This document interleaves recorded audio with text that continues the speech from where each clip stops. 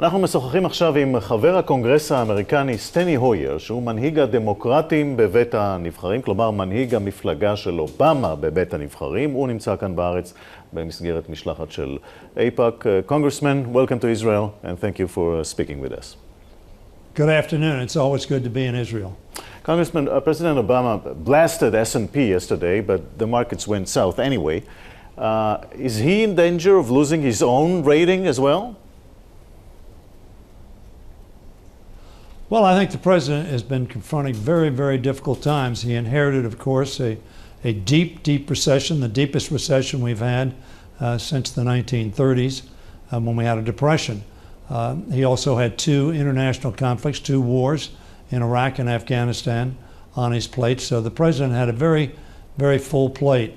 The depth of the recession, I think nobody really realized, frankly, either here or in Europe. And we've had great difficulty getting out of that recession. We made a spurt, but then there have been an awful lot of things happen which have undermined the growth in our economy, which had created 2 million jobs over the last 20 months. So this president is going to continue to focus on building the economy. And I think over the next 12 months, if that happens, this president will be reelected. Well, you know, Republicans, as you know, keep saying this downgrade happened on his watch. So is he to blame? Well, of course, on Republican watch, which they don't say, of course, is that we went $5 trillion in additional debt during the Bush administration, incurred $5 trillion of deficit spending. We involved ourselves in two wars which were not paid for. And we passed a very significant piece of legislation providing prescription drugs for our people, but it was not paid for either. And the result of President Bush's economic policies was, as I have said, the deepest recession that we've had since the 1930s.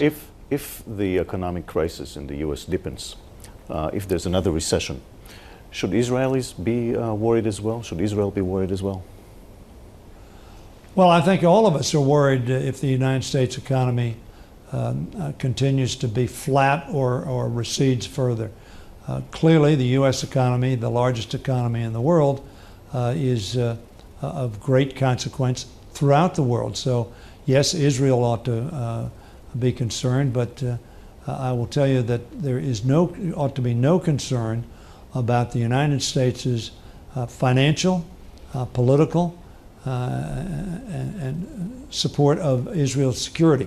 I think that the Congress and the President are absolutely committed to meeting its promise to Israel financially, but also to continuing to work very closely with Israel to assure its continuing safety and security.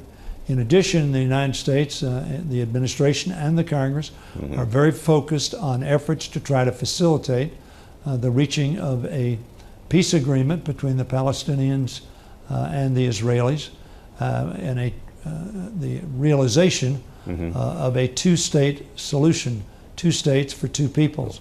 Congressman Hoyer, I thank you very much. Thank you. Thank you.